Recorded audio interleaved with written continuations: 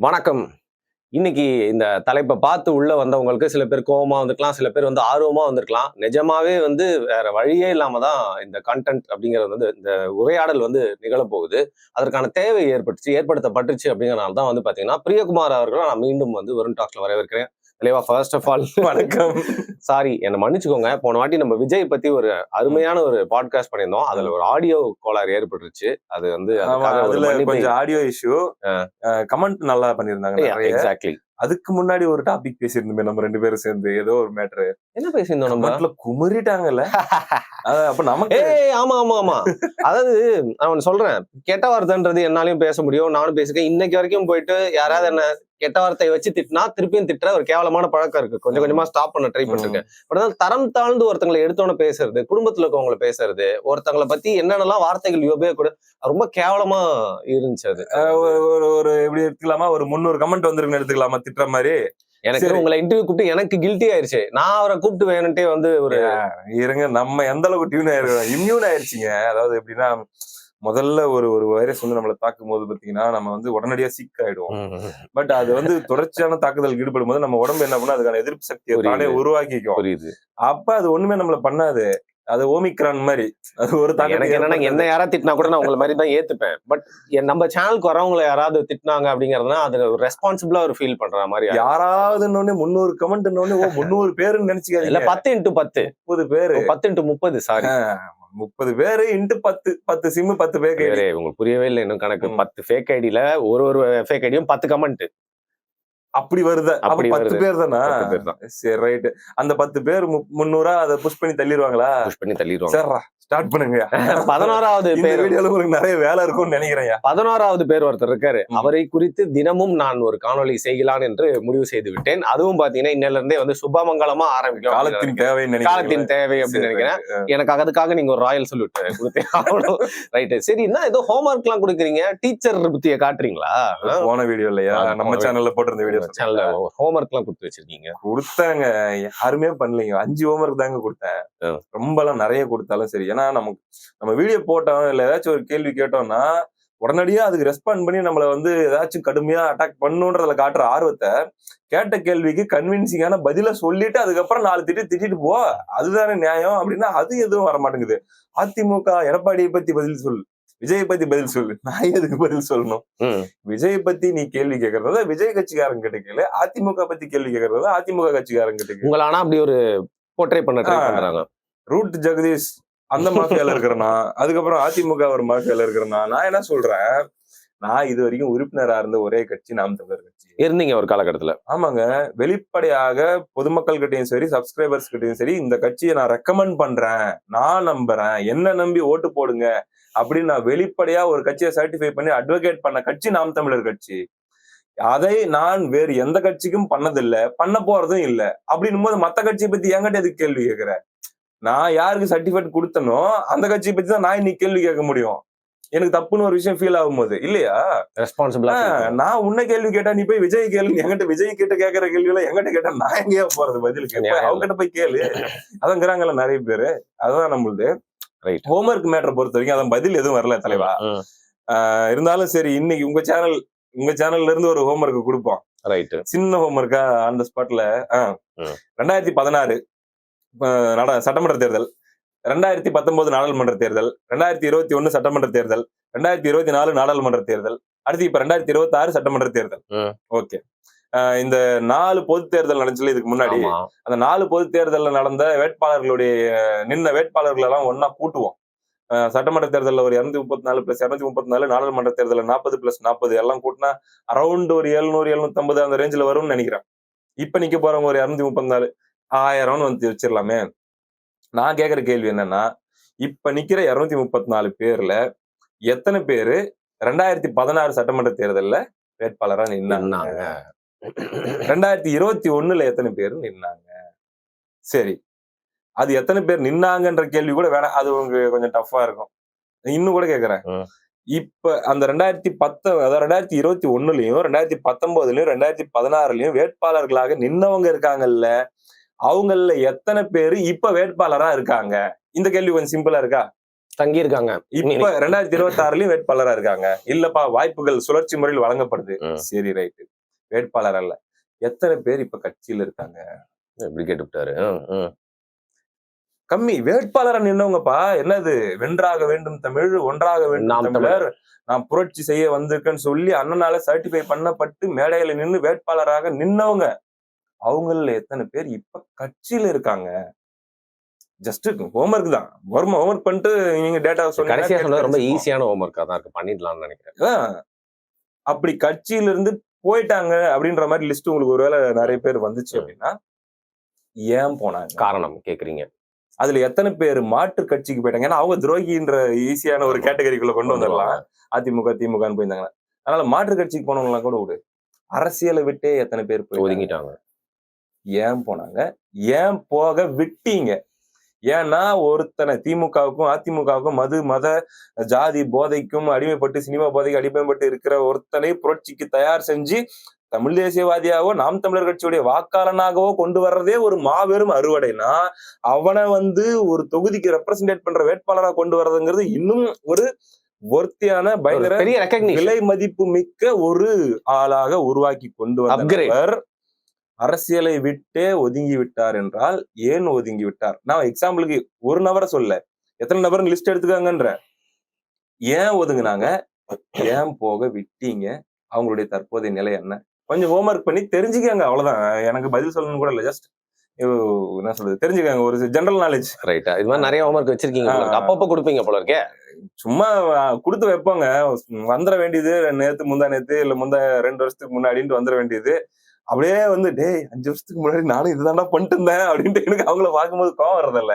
ஒரு பேட்ச் என்னை மாதிரியே அழுவுறியப்பா அப்படின்ட்டு வடிவேல் ஃபீல் பண்ணுவார்ல, அந்த மாதிரி என்னை மாதிரியே பேசுறீங்களா? 5 வருஷத்துக்கு முன்னாடி நான் எங்கேயோ பார்த்த மாதிரி இருக்கு. இப்படிதான்டா எமோஷனலா அப்படியே கடப்பாற மாதிரி கம்மி மாதிரி நின்று இருந்தேன். அதுக்கப்புறம் தான்டா புரிஞ்சு பல விஷயங்கள் அப்படின்ட்டு. ஃபைன். இன்ட்ரோவே ரொம்ப நேரம் போகுது. இல்ல நீங்க பல விஷயங்கள் புரிஞ்சுதுன்னு சொன்னீங்களா? அது நான் என்னன்னு கேட்க மாட்டேன். அப்படியே நிறைய பேர் சொல்றாங்க சென்னை பிரியகுமாரை கரப்ட் பண்ணிருச்சு. ஊர்ல இந்த வரைக்கும் இந்த பசங்க ஆசைகள் கம்மியா இருந்துச்சு. அவங்களுக்கு பெரிய அளவுல பொருளாதார நிதின்ற தேவைகள் இல்லாம இருந்துச்சு. நல்லா இருந்தாங்க. சென்னை வந்த உடனே எதையோ பார்த்து இருக்கிறாங்க. என்னத்த பார்த்தாங்க? அதான் பார்த்து பண தேவை அதிகமாயி அதுல மயங்கி விழுந்து இன்னைக்கு பாத்துங்க நாம் தமிழர் கட்சி எல்லாம் விமர்சிக்கிறாங்கன்னு சொல்றாங்க. சென்னை என்ன மாத்திருச்சுங்கிறது உண்மைதான். ஆனா சென்னை என்ன இப்படி மாத்தல. சென்னைக்கு வந்ததுக்கு அப்புறம் தான் யாரு யார கார்ல சந்திக்கிறாங்க, யாரு யார ஹோட்டல்ல சந்திக்கிறாங்க, யாரு யார பெட்ஷீட் போத்திட்டு சந்திக்கிறாங்க, யாரு யார எந்தெந்த டேபிள்ல சந்திக்கிறாங்கன்ற தகவல்கள் மேலும் மேலும் உறுதி செய்யப்படுது. ஃபர்ஸ்ட் ஹேண்ட் இன்ஃபர்மேஷன் உங்ககிட்ட ஃபர்ஸ்ட் ஹேண்ட் இன்ஃபர்மேஷன் உங்ககிட்ட இன்னைக்கு வரைக்கும் ஆதரவாளர்களாக பேசிட்டு இருக்கிற பல நல்லவர்களும் உங்களுடைய பார்வையில தனிப்பட்ட முறையில இதாயா நடக்குது, என்னத்தையா பண்றது, கருமத்தை எங்களால வெளியே சொல்லவும் முடியல, கேட்கவும் முடியல. சரி இதை நம்பி நிறைய பேர் இருக்கிறாங்க, வேற வழி இல்லாம நாங்களும் சகிச்சுக்கிட்டு அப்படியே தமிழ் தேசியத்துக்காக இருக்காங்க. அவங்கலாம் தமிழ் தேசியத்துக்காக இருக்காங்க. அல்லது குறிப்பா வெளிநாட்டுல வாழக்கூடிய சொந்தங்கள் அவங்களுடைய எமோஷனை பிரேக் பண்ண விரும்பல. லவ் நம்ம மேல ரொம்ப பாசம் வச்சிருக்காங்க. அந்த வச்ச பாசத்துக்காச்சும் இந்த கருமத்தை எல்லாம் சகிச்சுக்கிட்டு ஸ்டில் நம்ம சப்போர்ட்டரா குரல் கொடுத்துக்கிட்டே இருப்போம் அப்படின்ற மாதிரி. ஆனா நடக்க அத்தனையும் தெரியும். கேமரா ஆஃப் பண்ணிட்டா 1 மணி நேரத்துக்கு புலம்புவாங்க. உங்களுக்கு புரியுது இல்லையா பிரதர்? அதான் விஷயம். சென்னை எனக்கு இதைதான்டா கத்து கொடுத்து இதனாலதான் சென்னை என்ன மாத்துச்சு. பணம் பொருளாதாரம் அப்படிங்கிறது என்ன அப்படி அந்த விஷயத்துல சென்னை என்ன மாத்தல.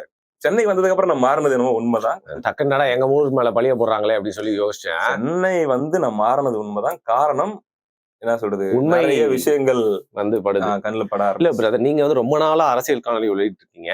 நம்ம இந்த சூழ்நிலைக்கு அப்பப்ப போய் இப்பதான் கொஞ்சமா வந்திருக்கோம். என்னெல்லாம் ஒரு ஆளா இது பண்ணி என்கிட்ட நான் கேட்கவே இல்லை. நீங்க சொன்ன மாதிரி மூட முடியாத டாப் மாதிரி வந்துகிட்டே இருக்கு அவ்வளவு இன்ஃபர்மேஷன். நம்ம ஏற்கனவே அரசு எவ்வளவு வந்துட்டு இருக்கு. சோ அப்படி இருக்கிறப்ப கொஞ்சம் டிசப்பாயிண்டிங்கா இருக்கு. சோ நீங்க கண்டிப்பா அந்த ஃபேக்டர் நான் ஒத்துக்கிறேன். ஊர்ல இருக்கிறப்போ நீங்க ஒரு விஷயம் அங்க இருந்து இன்னைக்கு இன்டர்நெட் இருக்கு, எல்லாமே நமக்கு தெரியும். பட் நபர்களை சந்திக்கும் போது சென்னையில உங்களுக்கு நிறைய உண்மைகள் தெரிய வருது அப்படிங்கிறீங்க. ஷாக்கிங்கா இருக்குங்க. முதல்ல அதிர்ச்சியா இருக்கும், அதுக்கப்புறம் வலிக்கும், அதுக்கப்புறம் பாத்தீங்கன்னா கோபமா மாறும். அந்த கோபத்தை நம்ம வெளிப்படுத்தும் போது நமக்கு மேல வர தாக்குதல்கள், ஆபாச தாக்குதல்கள், குடும்ப ரீதியான தாக்குதல்கள், இதெல்லாமே கோபத்தை கடந்த இன்னும் ஆத்திரமா மாறும். அதுக்கப்புறம் இன்னும் நம்ம அப்படியே ஒரு அமைதி பக்குவ நிலைக்கு நம்மள அது கொண்டு போகும். எங்கேயோ நாசமா போங்கடா. எனக்கு ஒரு 5 வருஷம் வீணடிச்சதுக்கு அப்புறம் எனக்கு புரிஞ்சு நீ இன்னைக்கு ரொம்ப சூடா துள்ளிட்டு இருக்கிற, சரி போ. 5 வருஷம் கழிச்சு டிசப்பாயிண்ட் ஆக போறியா, 3 வருஷம் கழிச்சு டிசப்பாயிண்ட் ஆக போறியா, அப்புறம் ரிக்ரெட் பண்ண போறியா, ஊர்ல யாராருக்கிட்டலாம் போயிட்டு பெருமை பீத்திக்கிட்டு ஓட்டு இல்ல கேட்டுக்கிட்டு சில பேர்கிட்ட விரோதம் வச்சுக்கிட்ட ரெக்கமெண்டேஷன் பண்ணிட்டு ஆர்கியூ பண்ணிக்கிட்டு சண்டை போட்டுக்கிட்டு பகை பண்ணிக்கிட்டு எல்லாத்தையும் பண்ணதுக்கு நாளைக்கு மறுபடியும் நீ அவன் முன்னாடி தலையை குனிய போறியான்ற அந்த நாள் வரும்போது நீ ஃபேஸ் பண்ணிக்கோ. என்ன கெட்டு போச்சு? இவ்வளவுதானே ப்ரோ. சோ நமக்கு என்ன பண்ணிட்டு போ அப்படின்றதுதான். இப்ப அவங்கள பத்தி பேசுறது கூட இல்ல. நான் நேத்து முந்தா நேத்து அந்த வீடியோ போட்டதுக்கு காரணமே பேசுனீங்க நண்பர் பாரிசாலன் பாருங்க, அரசியல் ரீதியா அவர் தனியா இயக்கம் தமிழ் தேசிய இதுல எடுத்துட்டு போறாரு. நான் உண்மையே சொல்ல போனா இங்க தூய்மைன்னு எவனுமே இல்லைன்ற ஒரு ரியலைசேஷன் வந்ததுக்கு அப்புறம் இங்க புனிதம்னு எவனுமே இல்ல. எய்தர் வெளிப்படையா கெட்டது பண்றவன் இருக்கான், இல்லைன்னா ஹிப்பாக்ரெட் இருக்கான். அவனை கெட்டவன் நிலைப்பாடு. ஆமா, அவனை கெட்டவன் சொல்ற அவனோட அயோக்கியம் இருக்கானே தவிர புனிதன் எவனும் இல்லைன்னு ரியலைஸ் ஆனதுக்கு அப்புறம் தான் நான் ரொம்ப சிம்பிளா யோசிக்க ஆரம்பிச்சேன். இருக்கிறதுல எளிமையா சிம்பிளான எதிர்பார்ப்புகளோட அரசியலை அணுகலாம். அவன் என்ன மூவ் பண்றான், என்ன கேம் பிளான், இவன் என்ன ஸ்ட்ராட்டஜி போடுறான், அதுல என்ன கணக்கு, இந்த லெவல்ல யோசிக்கிறது தாண்டா நம்ம ரியாலிட்டி உலகத்துல வாழ்றோன்ற புரிதல் அப்புறம் தான் வர ஆரம்பிக்குது. சோ நான் என்ன இதுக்காக சொல்ல வரேன்னா, நான் ஒரு சாதாரண அரசியல் விமர்சகர். இப்ப நடக்கிற தேர்தல் சம்பந்தமான எல்லா கட்சியை பத்தி பேசிட்டு இருக்கிற ஒரு ஆளு பாரிசாலன் அவர்கள். அவர் தூய தமிழ் தேசியம் நேர்மையா பயங்கரமா சீரியஸா எடுத்துட்டு போயிட்டு இருக்கிறாரு.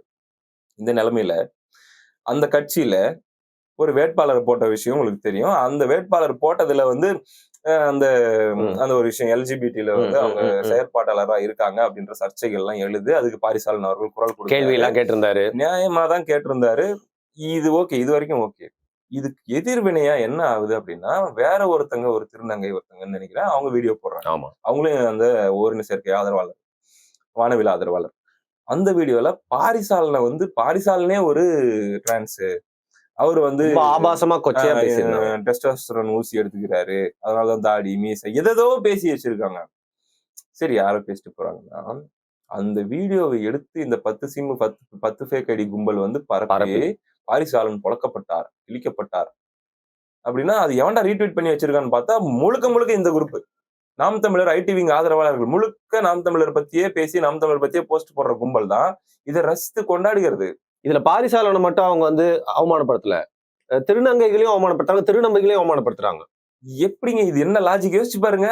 அதாவது நான் என்ன சமூகத்துல என்ன ஒரு மாதிரி முத்திரை குத்தாதீங்க, என்ன அசிங்கப்படுத்தாதீங்க, என்ன பிரிச்சு பண்ணாதீங்கன்னு பேசிக்கிட்டு எவனா ஒருத்தனை கலாய்க்கணும்னா நானு அந்த பேர் சொல்லி கலாய்ச்சனா என்ன மாதிரி, அது நானே கலாய்ச்சனா அது மாதிரி பைத்தி பேர் தானே, வேற என்ன இருக்க முடியும்? அதை பண்ணிட்டு இருக்கிறாங்க. இதை பரப்பிக்கின்னு இதுங்க சிரிச்சுட்டு இருக்குதுங்க. டேய், என்ன உலகத்துல வாழ்றீங்க? பாரிசாலனை வானவில் கலர்ல எடிட் பண்ணி போடுறது, நீ என்னடா நோய் வந்துருச்சு உங்களுக்கு அப்படின்ற மாதிரி இருக்கும். இந்த கோவம் தான் நான் அந்த வீடியோ பண்றதுக்கான காரணம். இல்லை இவங்களை நான் உண்மையிலே சொல்றேன், அவங்க பாட்டுக்கு அவங்க விளையாடிட்டு இருக்கிறாங்க. ஒரு 60 நாள் தானே விளையாடி முடிக்கிட்டோம், அதுக்கப்புறம் என்ன வருது அவங்க புரிஞ்சுப்பாங்கன்னு நான் விட்டுட்டேன். அதுக்காக தான் நான் அந்த வீடியோ பண்றேன்.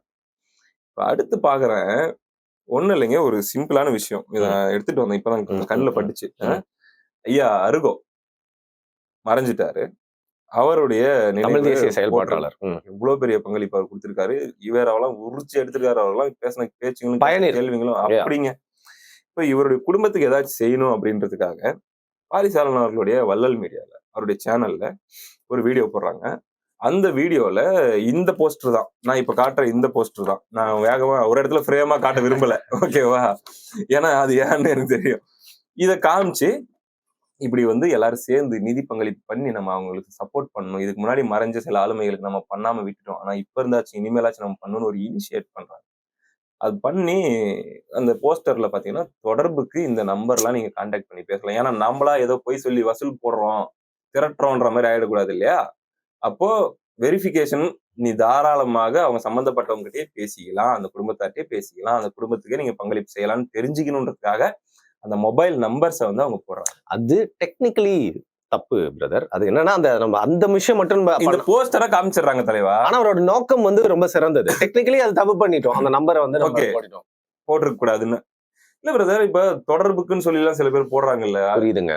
இது எனக்கு ஒரே கேள்வி, யூடியூபா ரிமூவ் பண்ணிச்சா இல்ல யூடியூப் ரிமூவ் பண்ணணும்? யாராச்சும் இதை கம்ப்ளைண்ட் பண்ணி எங்களுக்கு பிரைவசி பாதிக்கப்பட்டு புல்லிங், ஹராஸ்மெண்ட், எங்களுடைய விருப்பம் இல்லாமல் எங்களை, அதாவது இந்த நம்பருக்கு நாங்க தான் சொந்தக்காரங்கன்ற மீனிங்ல ஒரு குரூப் போயிட்டு ஒருத்தருடைய பர்சனல் நம்பர்ஸ் எல்லாம் இவர் வந்து பொதுவெளியில போட்டிருக்காரு இவருடைய சேனல்ல. இவர் வந்து பிரைவசியை மீறிட்டாரு, இவனை விடாதீங்க கொல்லுங்க அப்படின்ற மாதிரி போயிட்டு கேங்கா சேர்ந்து ரிப்போர்ட் அடிச்சு அந்த வீடியோவே தூக்கப்பட்டுருச்சு யூடியூபால. அவன் சட்டத்துக்கு அது சரியா போச்சு. ஆனா யோசிச்சு பாருங்க பிரதர், இதை நான் யார் பண்ணாங்கன்னு நான் வந்து பேர் சொல்ல விரும்பல, சொல்ல முடியாது. ஏன்னா ஆதாரம் இல்லை அப்படின்னு ஒரு கேள்வி வரும். இதை பாக்குற ஒவ்வொருத்தருடைய பகுத்தறிவுக்கு நான் விட்டுறேன். அந்த வீடியோல பாரிசாலன் வந்து தொடக்கத்துல இந்த விஷயத்த பேசியிருக்காரு. போக போக இந்த வானவில், இந்த வேட்பாளர் இஷ்யூ, தமிழ் தேசியம் ஏன் முக்கியம், ஏன் சமரசம் பண்ணிக்க கூடாது அப்படிங்கறதெல்லாம் பேசியிருந்தாரு. அதுல புண்பட்ட ஒரு கும்பல் அந்த வீடியோவை தூக்குறதுக்கு வேற எங்கேயுமே வழி இல்லைன்னு தெரியும் போது இது அவங்க கண்ணுல படுது, இதை வச்சு தூக்குவோம் அப்படின்னு சொல்லி தூக்கியிருக்காங்க. ஓப்பனா பேசுறேன், 5 லட்ச ரூபாய் எதிர்பார்த்தாங்க. 5 லட்ச ரூபாய் திரட்டி நம்ம செய்யணும். அந்த வீடியோ இன்னும் குறைஞ்சது ஒரு 12 மணி நேரம் ஓட விட்டுருந்தாங்கன்னா அந்த ஐயோக்கிய புறம்போக்கு நாய்ங்க, நான் யாரையும் பேர் சொல்லுங்க, அந்த கேடு கட்ட எச்ச புறம்போக்கு நாய்ங்க இருக்குதுங்கல்ல, ரிப்போர்ட் அடிச்ச கெட்ட வார்த்தை வாயில் வருது ப்ரோ, நான் இது வரைக்கும் பேசுனது இல்ல. யாராவது இதை பார்த்து கோவப்பட்டு வந்தாங்கன்னா அவங்கதான் அந்த ஐயோக்கிய புறம்போக்கு நாய்ங்க. ஆமா, அதாவது ஒருத்தர் தமிழ் தேசியத்துக்காக வாழ்ந்த ஒருத்தர் மறைஞ்சிட்டாரு, வாழ்ற வரைக்கும் பெருசா சொத்து சம்பாதிச்சுக்கிற எதுவும் சேர்த்துக்கல, அந்த குடும்பத்துக்காச்சும் ஏதாச்சும் செய்யலாம், நம்ம எல்லாம் சேர்ந்து செய்யணும்ன்ற நல்ல எண்ணத்துல போட்ட ஒரு போஸ்ட்ல இதுல ஒரு சின்ன லூப் ஹோல் இருக்கு, இதை வச்சு அடிச்சா அந்த வீடியோவே விழுந்துரும் அப்படின்ற நோக்கத்துல ஒரு கும்பல் அடிச்சிருக்குன்னா அது எவ்வளவு பெரிய சைக்கோ கும்பலா இருக்க முடியும், அது எவ்வளவு பெரிய ஆபத்தான விஷமி கும்பலா இருக்க முடியும். தமிழ் தேசியத்துக்கு ஆபத்து. 5 லட்சம் எதிர்பார்த்து பண்ணதுக்கும் 2-2.5 லட்சம் வரைக்கும் சேர்ந்து வந்துட்டு இருக்கிற டைம்ல வீடியோ விழுந்து போச்சு. ஏன்டா கருமம் பிடிச்ச நாய்ங்களா, இன்னொரு 12 மணி நேரம் ஓடி இருந்தா சேர்ந்துருக்கும்டா, அந்த பணமும் சேர்ந்துருக்கும்டா. அது கூட உங்களுக்கு மனசு வரல, அதெல்லாம் முக்கியம் இல்ல. யாருக்கடா என்னடா பண்ணிருக்கீங்க முதல்ல, சரி வேணாம், பேர் சொல்லாம தான் திட்டுறோம் நினைக்கிறேன் இல்லையா. அந்த ரிப்போர்ட் அடிச்ச கும்பல வண்டியில ஏறுவாங்க, ரிப்போர்ட் அடிச்ச கும்பல தான் நான் சொல்றேன். நான் யாரையும் கீழே கமெண்ட் பண்ணிருப்பாங்க சில பேரு, அவங்க எல்லாம் நான் குறிப்பிட்டுலாம் சொல்லுங்க. இந்த வேலை பார்த்த அந்த எச்ச பயல நான் சொல்றேன். இது மட்டும் இல்லைங்க, இன்னும் நிறைய. எப்படி இப்ப அவனும் வந்து பாத்தீங்கன்னா தலைவரை பயங்கரமா செலிப்ரேட் பண்றவன் மாதிரி தான் அவனை காட்டிப்பான். ஆனா தமிழ் தேசியத்திலே இருக்கக்கூடிய இவன் பண்ற தப்ப நீ தப்பு பண்றன்னு கேள்வி கேட்கக்கூடிய இன்னொருத்தன் இருக்கான்னு வச்சுக்காங்க, அவன் ஒரு வீடியோ போடுறான் அல்லது அவன் ஒரு போஸ்ட் போடுறான், அதுல ஏதோ ஒரு தலைவருடைய படமோ அல்லது வந்து ஒரு பேரோ ஒரு சின்ன ஹேஷ்டேகோ அவன் பயன்படுத்திட்டான் அப்படின்னா தீவிரவாதியை பயன்படுத்தி இருக்கிறான், இவனை விடாதீர்கள் யூடியூப் அவர்களே. திமுக கூட இதை பண்ணலையேங்க, இவங்க தான் பண்றாங்க. எவங்கன்றது அது மக்களுடைய பகுத்தறிவுக்கு நான் விட்டுறேன், தமிழ் தேசியவாதிகளுடைய பகுத்தறிவுக்கு விட்டுறேன். இவங்க தான் அதை பண்றாங்க. அது 20 சிம் 20 ஃபேக் ஐடியா கூட இருக்கலாம். ஏன்னா நம்ம 10 சொன்னோம்னா அப்புறம் அது நாங்க தான் கிளைம் பண்றதுக்கு ஒரு குரூப் வரும். 20 சிம் 20 ஃபேக் ஐடின்னு ஒரு குரூப் இருக்குதுங்க. அந்த குரூப் வந்து பாத்தீங்கன்னா இந்த வேலையை பண்ணுது அப்படின்னா அது வந்து எப்படி சொல்றது, அகற்றப்பட வேண்டிய சக்திகள்னு யோசிக்க வேண்டியதா இருக்கா இல்லையா? அப்போ உன்னை பொறுத்த வரைக்கும் என்ன தெரியுமா, கல்யாண வீட்டுல நான் தான் மாப்பிள்ளை, இளவு வீட்டுல நான் தான் போனோம்னு சொல்லுவாங்களா, அந்த மாதிரி தமிழ் தேசியம்னு வந்துட்டா நான் மட்டும்தான் இருக்கணும், வேற எவனும் வராம பாத்துக்கணும்.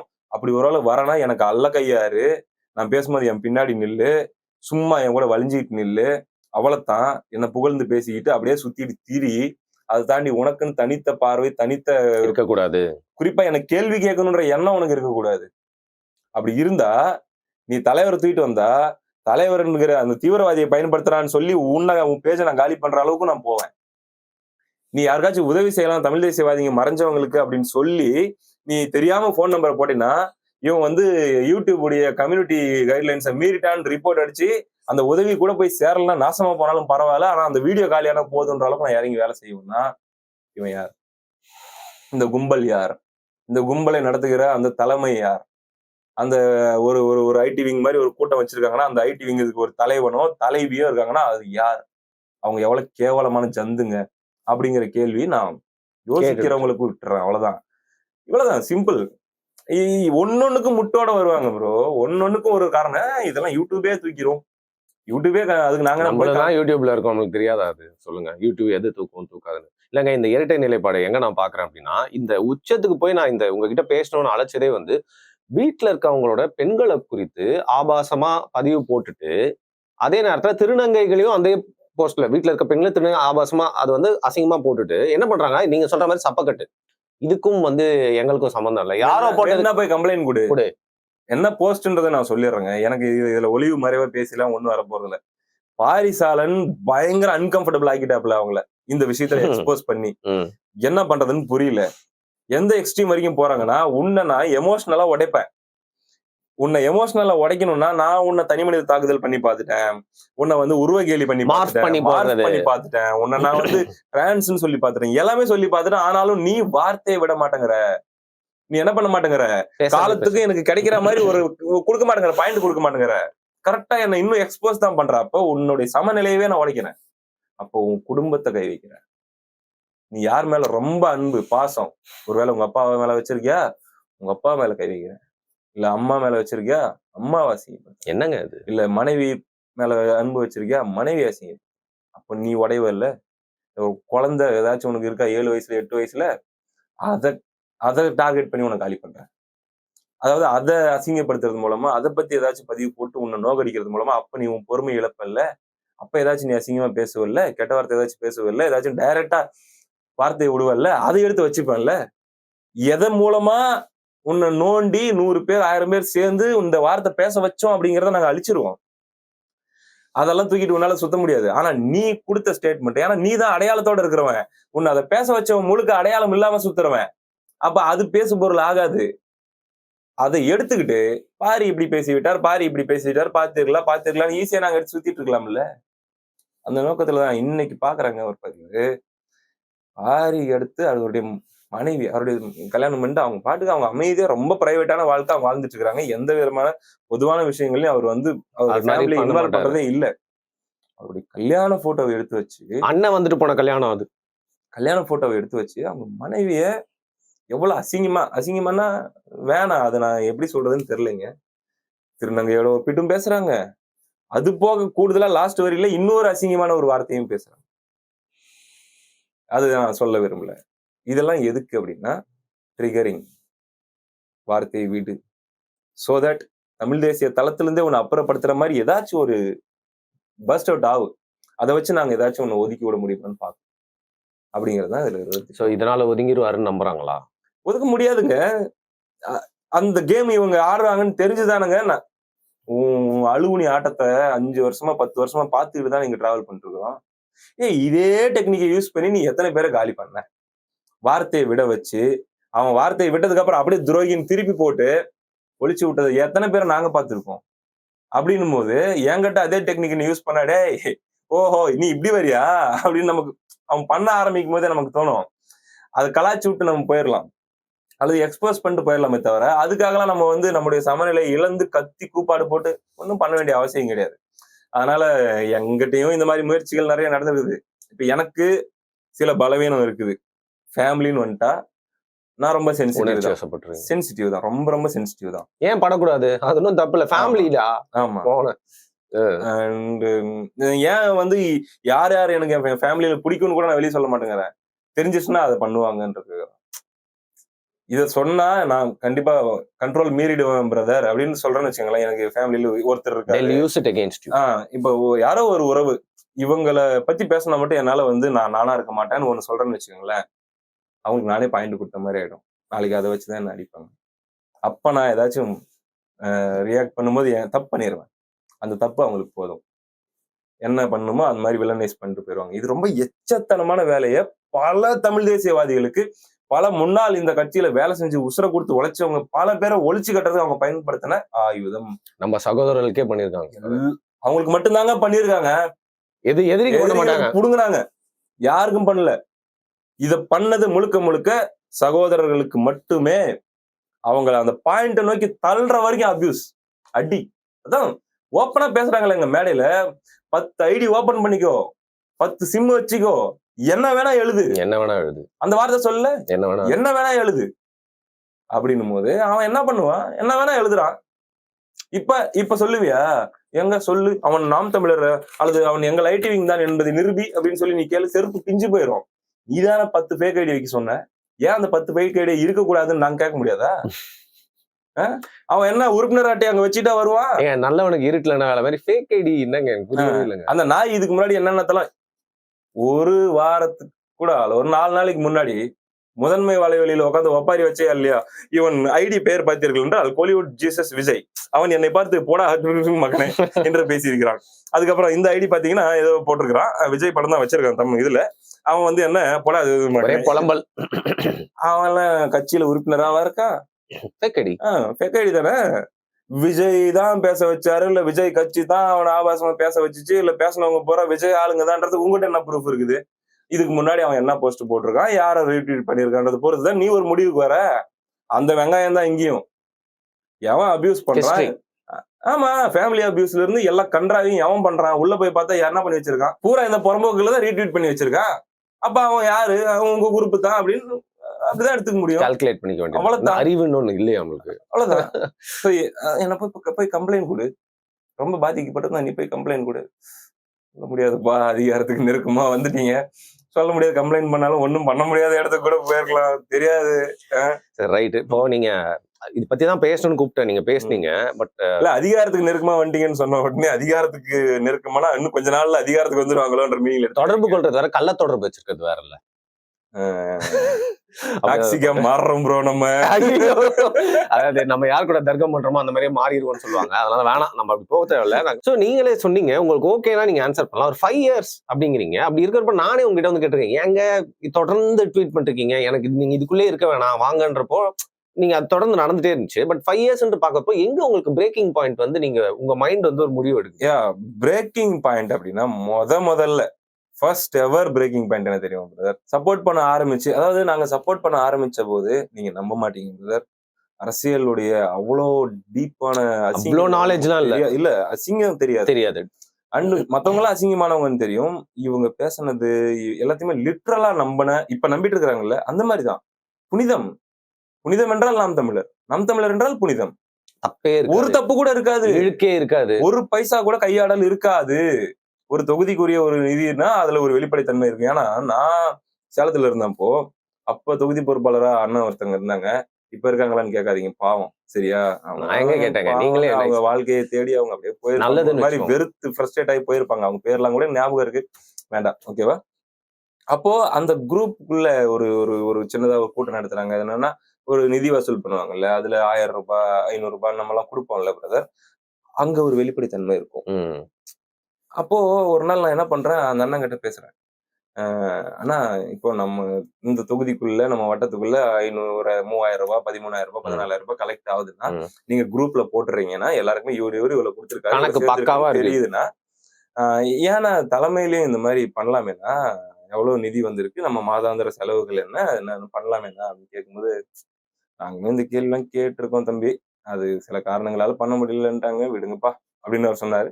பெருசா எடுத்துக்கல. அப்ப கூட பாத்தீங்கன்னா actually when you are a serious supporter, நீங்க ரொம்ப தீவிரமா சப்போர்ட் பண்றீங்க அண்ட் அவங்கள ரொம்ப நேசிச்சிட்டீங்க அப்படின்ற ஸ்டேஜ்ல என்ன ஆகும்னா, அவங்க மேல நெகட்டிவா ஒரு விஷயம் வந்து ஒருத்தவங்க சொல்றாங்க, அல்லது நீங்களே கேள்விப்படுறீங்க, அல்லது உங்களுக்குள்ள வந்து அது லைட்டா உங்களை டிஸ்டர்ப் பண்ணுதுன்னா கூட அப்படிலாம் இருக்காதுன்றதுக்கான காரணத்தை தான் நீங்க தேடுவீங்க. உங்களுக்கு நான் சொல்றது புரியுது? இப்படிலாம் நடந்திருக்க வாய்ப்பு இல்ல, நம்ம கிட்ட வந்த தகவல் தான் பொய்யா இருக்குமே தவிர இது நல்லவங்க தான் அப்படின்றதுக்கான காரணம் எங்க கிடைக்குது?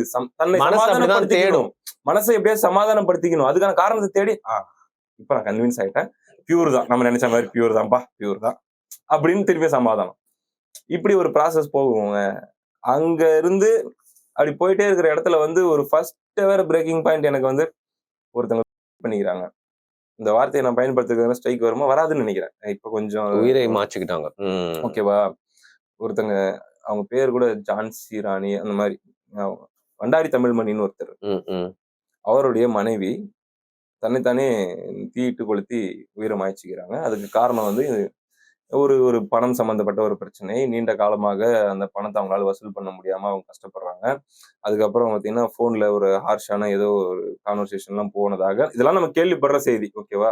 அதனால ஒரு கட்டத்துல அவங்க குடும்பத்துக்குள்ளேயே பிரச்சனை வந்து மன உளைச்சலாகி அவங்க உயிரை மாய்ச்சிக்கிறாங்க. இது யாரு பணம் வாங்குற நபர் அப்படின்னும் போது பார்த்தா அது வந்து ஒரு நபர், இன்னைக்கு வந்து எல்லாருமே இவங்க எல்லாம் கொண்டாடிட்டு இருக்கக்கூடிய ஒரு நபரை நோக்கி அது வந்து பேர் அடிப்படுது. ஓகே, இந்த நபர் கொடுத்த பணத்தாலதான் இவ்வளவு பிரச்சனையும் அதை வசூல் பண்ண முடியாம குடும்பத்துக்குள்ளே கடைசியில சண்டையாகி இப்படி ஆயிடுச்சுன்ற மாதிரி மேலோட்டமா எனக்கு வந்த தகவல். அப்போ இந்த நபர் இன்னும் இருக்காரு இயக்கத்துல. ஏங்க முதன்மை வலைவலிங்க, ஓகேவா? நான் அவர் இருக்க கூடாதுன்னு இப்பதான் வேண்டினேன் சாமியை, அதுக்குள்ள பார்த்தா ஓகேவா? அப்போ முதல்ல நான் ஃபாலோ பண்ணிட்டு இருக்கிற ஒரு இயக்கத்துல அல்லது ஒரு அமைப்புல லிட்ரலா தப்பு நடக்குதா? அண்ட் அந்த தப்பு அந்த டைம்ல எல்லாம் பாத்தீங்கன்னா, இப்ப நான் அவர் பேரை யூஸ் பண்ணா அவர் மனசு கஷ்டப்படாது. ஆனா அவர் இப்ப இருக்கிற சூழ்நிலையில அவருக்கு இல்ல பேர்லாம் ஓகேவா? வேணாம். அப்போ ஒரு பேட்ச் இருந்துச்சு. அவர்லாம் வந்து கடுமையா எழுதியிருப்பாரு அப்பெல்லாம் Facebookல. இந்த அயோக்கிய நாய் இந்த கட்சியை எங்க கொண்டு போய் நிறுத்தலான்னு மட்டும் பாருங்க அப்படின்னு 2018 எழுதுறாங்க. 18 19 ஆல்மோஸ்ட் 8-7 வருஷம் ஆகுது. அப்ப எழுதுறாங்க, மொத்த பாவத்துக்கும் இந்த கட்சி அனுபவிக்க போற மொத்தத்துக்கும் காரணமா இவன் ஒரு நாள் நிக்க போறான் பாருங்க. அப்பெல்லாம் இவன் ஒரு ஆளே இல்ல. ஐ மீன் இந்த நபர் ஒரு ஆளே கிடையாது. ஜஸ்ட் ஒரு யூடியூபர், ஒரு ரொம்ப பேசிக் லெவல் யூடியூபர். அப்ப என்ன 1 lakh 2 lakh சப்ஸ்கிரைபர் இருந்திருக்கலாம் மேபி, அல்லது அப்பதான் சேனல் ஸ்டார்ட் பண்ணிருக்கலாம். அந்த லெவல் தான். பட் அப்பயே விஷம் அப்படின்ட்டு பதிவு பண்ணாங்க. அவர் அதுக்கப்புறம் ஒரு பெரிய இயக்குனராகி அவரு தரமான படைப்புகள்லாம் கொடுத்தாரு அந்த நபர். இவ்வளவுதான் என்னால சொல்ல முடியும். தப்பிச்சிட்டாரு லைஃப்ல. ஓகேவா? அதை எழுதின நபர். அப்படி இருக்கும்போது அங்க இருந்துதான் எனக்கு தப்புன்றது எல்லா இடத்துலயும் இருக்கும். மேபி அந்த ஒருத்தர் 2 பேர் தப்பானவங்களா இருப்பாங்க, மத்தவங்க எல்லாம் நல்ல மனசு மறுபடியும் சமாதானப்படுத்திக்கணும். அதெல்லாம் ஒண்ணும் இல்ல. அண்ணன் இருக்காருல்ல, இந்த அண்ணன் இருக்காருல்ல, இந்த அண்ணன் நல்ல அண்ணன் தானே, இந்த அண்ணன் நல்ல அண்ணன் தானே, இந்த அக்கா நல்ல அக்கா தானே, 1-2 இருக்கதானே செய்யும் இத்தனை லட்சம் பேர் இருக்கிற இடத்துல அப்படின்னு சமாதானம். அடுத்த ஸ்டேஜ் கல்யாண சுந்தரம் நீக்கப்படுற அந்த என்டையர் டிராமாவும் எனக்கு தெரியும். பின்னணியில என்ன நடக்குது? Covid lockdown. அந்த கோவிட் லாக்டவுன்ல அந்த சோசியல் மீடியா Facebookல மெயினா எழுப்பப்பட்ட கதைகள், அதுக்கப்புறம் நடந்த சில கான்வர்சேஷன்ஸ். இப்ப அவரு அதிமுக கட்சியில இருக்கிறதுனால என்னால வந்து சொல்ல முடியாது. ஏன்னா அவங்க ஒரு கட்சியில போய் அவங்க ஒரு பயணத்துல அவங்க போயிட்டு இருக்காங்க. அப்போ ஒரு பெரிய லென்த்தி எபிசோடு. அப்பயே கொஞ்சம் அப்படியே அதெல்லாம் முடியும் போதெல்லாம் கொஞ்சம் வந்துருச்சு. ஹார்ட் வீக் ஆகி பிரெயின் ஸ்ட்ராங் ஆவறான். ஹார்ட் வீக் ஆகி சரி கெட்டவங்க தான். அண்ணன் கூட வந்து வாய்க்கூசாம பொய்யெல்லாம் கூட பேசுறாரு தான். ஆனாலும் கீழே இருக்கிற வேட்பாளர்களும் நல்லவங்க தானே. ஒரு ஸ்டேஜா மனசு சமாதானம் படுத்திட்டே தாங்க இருக்கும். ஃபர்ஸ்ட் அண்ணன் கட்சியே புனிதம், கட்சியில இருக்கிற எல்லாரும் புனிதர். அடுத்த ஸ்டேஜ் ஒரு சிலர் தப்பானவங்க, அண்ணன்ல இருந்து மத்தவங்க எல்லாம் வந்து புனிதர்கள். அதுக்கு அடுத்த ஸ்டேஜ் அண்ணங்கிட்டயும் நிறைய தப்பு இருக்குது, அதே மாதிரி ஒரு சிலர் இல்ல, இன்னும் கொஞ்சம் எக்ஸ்ட்ரா ஒரு கால்வாசி கெட்டவங்க இருக்காங்க. ஆனாலும் வெளிநாட்டுல இருந்து அவ்வளவு கனவுகளோட அவ்வளவு ஏக்கங்களோட எல்லாத்தையும் உட்காந்து சப்போர்ட் பண்ணி பார்த்துட்டு இருக்காங்க. அவங்களுக்காகவாச்சும் இப்பயும் அந்த காரணத்தை சொல்லிட்டு இப்பயும் இருக்காங்கல்ல. I respect them. பட் எவ்வளவு நாளைக்கு அது உண்மையிலேயே அவங்களுக்கு பண்ற உதவியா இல்ல அவங்களுக்கு பண்ற துரோகமான்னு எனக்கு தெரியல. ஒரு பொய்யான ஒரு நம்பிக்கையை உருவாக்கி அந்த நம்பிக்கையில 1 வருஷம் 2 வருஷம் 5 வருஷம் ஒரு கூட்டத்தை வாழ வைக்கிறது கூட அந்த கூட்டத்துக்கு பண்ற துரோகம் தானே. அவனாச்சும் கனவே இல்லாம இருப்பான்ல. ஒருத்தனுக்கு கனவை உருவாக்கிட்டு அவன் அப்படியே நடக்க போகுதுன்னு நினைச்சிட்டே இருக்கும்போது அதெல்லாம் ஒண்ணுமே இல்லைன்னு நாளைக்கு அவனுக்கு தெரிய வந்தா அது இன்னும் வலிக்கும் இல்ல. வரும் இந்த கண்ணு இல்லாதவனை பிறந்ததுல இருந்தே கண்ணு இல்லாம இருந்தா கூட ஒருத்தன் வலியை தாங்கிடுவான். பார்வை இருந்து போயிட்டாலோ அல்லது அவனுக்கு டெம்பரரியா ஒரு 6 மாசத்துக்கு பார்வை வந்து மறுபடியும் புடுங்கிட்டாலோ அவனால தாங்க முடியாதுன்னு சொல்லுவாங்கல்ல. கொடுத்து புடுங்கின மாதிரி. அந்த மாதிரி ஹோப்ப கொடுத்து அது புடுங்கின மாதிரி துரோகம் பண்றோமா நம்ம அப்படின்ற கேள்வி வர ஆரம்பிக்கும் ஒரு கட்டத்துல. இவங்களுக்காக சப்போர்ட்டா நிக்கிறதும் இவங்களுக்காக தொடர்ந்து குரல் கொடுத்துட்டு இருக்கிறதே ஆக்சுவலி இந்த சப்போர்ட்டர்ஸ்க்கு நம்ம பண்ற துரோகமா? நம்ம ஆடியன்ஸ் நம்ம வீடியோவை பாக்குறாங்கல்ல தொடர்ச்சியாக, தமிழ் தேசியம் அல்லது நாம் தமிழர் அப்படின்னு சொல்லிதானே நம்ம நேசிச்சுட்டு தானே இத்தனை வருஷம் பாக்குறாங்க. வெளிநாடுகள்ல தம்பியான்ட்டு அவ்வளவு பாசம் நமக்காக பேசுறாங்க. இவங்களுக்கெல்லாம் நம்ம எல்லாத்தையும் மறைச்சு புனிதமா காட்டிட்டே இருக்கிறோம்ல, இதுவே அவங்களுக்கு நம்ம பண்ற துரோகமா பாவமா? கேள்விகள் மேல கேள்வி இல்ல, இருந்தாலும் சரியாயிடும். இந்த 2-3 பெருச்சாலி இருக்குது, இந்த இளவு ஒளிஞ்சிச்சுன்னா கிளீன் ஆயிடும் நம்பிக்கை. இந்த மிக்சட் தாட் ப்ராசஸ்லயே ஒரு 4 வருஷம் 3 வருஷம் ஓடுது தலைவா. தப்பு இருக்கு, தப்பானவங்க இருக்காங்க. இதெல்லாம் கொஞ்சம் கிளியர் ஆனா ஏதோ ஒரு சூழ்நிலையில ஒரு சின்ன கட்சிக்குள்ளேயே ஒரு சின்ன புரட்சி மாதிரி நடந்து அல்லது ஒரு சில டீடாக்ஸ் எல்லாம் நடந்து ஆயிடுச்சுன்னா நல்ல விஷயம் தானே. களை எடுப்புகள் நடக்கும், நல்ல விஷயம் தானே. அடுத்தடுத்த இது நோக்கி நம்ம என்ன சொல்றது கட்சி போனா நம்மளும் சேர்ந்து இன்னும் எனர்ஜெட்டிக்கா சப்போர்ட்டும் பண்ணலாம்ல அப்படின்னே ஒரு சில காலம் ஓடுறேன். அப்புறம் ஒரு கட்டத்துல அது இந்த ஊருக்கு வந்ததுக்கு அப்புறம் அப்பட்டமா பல விஷயங்களை நீங்க கேட்க ஃபர்ஸ்ட் சொன்னீங்களே நிறைய விஷயம் ஃபர்ஸ்ட் ஹேண்ட் கேட்க இன்ஃபர்மேஷன். கேட்க கேட்க கேட்க எக்ஸாஸ்டட், கம்ப்ளீட்லி எக்ஸாஸ்டட். ரைட்ரா, இனி இந்த பாவத்திற்கு நான் ஆளாக வேண்டாம்னு பிலாத்து கை கழுவுவாருன்னு சொல்லி ஒரு நம்ம படிச்சிருப்போம். Pontius Pilate. Yeah. அந்த மாதிரி வந்து நான் வந்து எப்பா இனி இவங்களை வந்து சர்டிபிகேட் கொடுத்து இவங்களுக்கு ஓட்டு போடுங்கன்னு சொல்லி நம்ம மக்கள்கிட்ட பேசி அட்வொகேட் பண்ணி அந்த பாவத்துக்கு நம்ம ஆளாக வேணாம். ஏற்கனவே ஊர்ல ஒரு 300 பேர்கிட்ட சொல்லி எங்க அப்பா எல்லாம் ப்ரோ வீடு வீடா சும்மா ஓட்டுக்கு இவனுங்க நீ என்ன 10க்கு 10 அறையில இருந்து பேசிட்டு இருந்தே யூடியூபில் சம்பாதித்தே களத்தில் எண்ணத்தை கலட்டினாயின்ட்டு ஏடா கொடியை இப்படி புடிச்சுக்கிட்டு யாருன்னே தெரியாது உங்ககிட்ட ஜஸ்ட் ஒரு செகண்ட் நோட்டீஸ் கொடுத்துட்டு போறது மட்டும் தான் களை பண்ணி நினைக்கிறேன். அதை நான் மதிக்கிறேன், அது களை பண்ணி தான். ஆனா அது எதுவுமே இல்லாம நோட்டீஸை எடுத்துக்கிட்டு ஒருத்தர்கிட்டையும் குறைஞ்சது 3/4 மணி நேரம் 1 மணி நேரம் வீட்டுல உட்காந்து நான் இன்னைக்கு வரலாமா, உங்க வீட்டுக்கு வரலாமா, ஒரு 1/2 மணி நேரம் பேசலாமா, 1 ஹவர் பேசலாமான்னு கேட்டு தனக்கு இருக்கிற மரியாதை, அந்த ஊர்ல தனக்கு இருக்கிற மரியாதையை பயன்படுத்தி அதன் மூலமா அந்த ஒரு ஃபேமிலி கிட்ட உட்காந்து கன்வின்ஸ் பண்றது. அப்ப 100 ஓட்டுக்கு நீ 100 மணி நேரம் செலவு பண்ணு. ஆனா அந்த 100 மணி நேரத்துல குறைஞ்சது 90 ஓட்டை உறுதிப்படுத்திடுவேன். இதுவும் ஒரு நல்ல கலப்பணின்னு தான் நான் பாக்குறேன். அதை நான் எங்க குடும்பமே பண்ணிருக்கு. நான் என்கிட்ட படிச்ச டியூஷன் ஸ்டூடெண்ட்ஸ்ல இருந்து என்ன நான் சொன்னா கேட்பாங்கன்ட்டு எனக்கு ஒரு 50-100 பேர் இருப்பாங்கல்ல என்னோட யங்ஸ்டர்ஸ் பசங்க, அவங்கள நான் ஓட்டு போட வச்சிருக்கேன். எங்க அப்பா சொன்னா கேட்பாங்கன்ட்டு அவருடைய ஜூனியர்ஸ், அவர்கிட்ட படிச்ச ஸ்டூடெண்ட்ஸ், அவருடைய ரிலேட்டிவ்ஸ், ஏன்னா ஊர்ல ஒரு படிச்ச ஆளு வாத்தியாரு அப்படின்னும் போது அவர் சொன்னா கேட்பாங்கன்ட்டு அவங்க கிட்ட எல்லாம் அவரு ஊரா போய் பேசியிருக்காருங்க. இப்ப இது எல்லாமே வந்து நாளைக்கு இவங்க ஏதாச்சும் ஒரு விஷயத்துல அம்பலப்பட்டு எக்ஸ்போஸ் ஆகி நிக்கிறாங்கன்னு வச்சுக்கோங்களேன், அந்த ஊர்காரங்களை யாரை கேட்பாங்க? என்னமோ தூக்கிட்டு வந்த திமுக சரியில்லை, அண்ணா திமுக சரியில்லை, எல்லாம் ஃப்ராடு பசங்க, இதுதான் இருக்கிறதுலே பயங்கரம்ட்டு வந்த உன் பயங்கரம் பாரு எப்படி இருக்குதுன்னு சொல்லி கேட்டாங்கன்னா எங்கடா கொண்டு போய் தலைய வச்சுக்கிறது நம்ம அப்படின்னு தோணும்ல. நாளைக்கு யூடியூப்ல என்கிட்ட கமெண்ட்ல வந்து கேட்டாங்கன்னா முட்டுன தம்பி பயங்கரமா அப்படியே வச்சுக்கிட்டு ஆடின என்ன அப்படின்னு கேட்டாங்கன்னா எங்கடா போய் நிப்போன்றதான் அந்த அடையாளத்தை நான் அழிக்கிறேன். நான் யார் ஆதரவாளரும் கிடையாதுடா, நான் ஒரு சாதாரண குடிமகன். இப்படியே பாக்குறேன், எல்லாரையும் பாக்குறேன், எல்லாருடைய நகர்வுகளையும் பாக்குறேன். அதை நான் அப்படியே உங்ககிட்ட ஷேர் பண்றேன். நீங்க என்ன தோணுது அது என்கிட்ட ஷேர் பண்ணுங்க. பொலிட்டிக்கல் கமெண்ட் இவ்வளவுதான் நம்ம சேனல் அப்படின்னு சொல்லி கரண்ட் அஃபேர்ஸ் பத்தி you comment and post videos. இப்படியே மாறி நான் பாட்டு ஒதுங்கி வந்தேன். அப்பயும் சில நேரங்கள்ல சில ட்ரிகர் பாயிண்ட் வரும். ஏன்னா நேசிச்சோம்ல 5 வருஷம், அது லவ் ஃபெயிலியர் மாதிரி தான். சுருன்னு சில நேரத்துல ஏறும் நமக்கு பிபி. அப்போ 4 ட்வீட் ஏதாச்சும் போட்டு ஏதாச்சும் சொல்லி விட்டு திரும்பி எதுக்கு இவனுங்க கிட்ட கருமத்தை விட்டு தொலைச்சிட்டாச்சு, நம்ம பாட்டு வேலையை பார்க்கலாம் அப்படின்னு நம்மளே மறுபடியும் ரிக்ரெட் பண்ணிட்டு ஏன்னா டெலிட் பண்ணணும்னு வச்சுக்கோங்களேன், பயந்துட்டான் வேற சொல்லுவாங்க. ஆனா இந்த கருமத்தை நம்ம போட்டிருக்க கூடாது. பேசாம இத கண்டுக்காம நம்ம போயிட்டு நம்ம பாட்டு நம்ம வேலையை பார்த்து இருந்திருக்கணும்.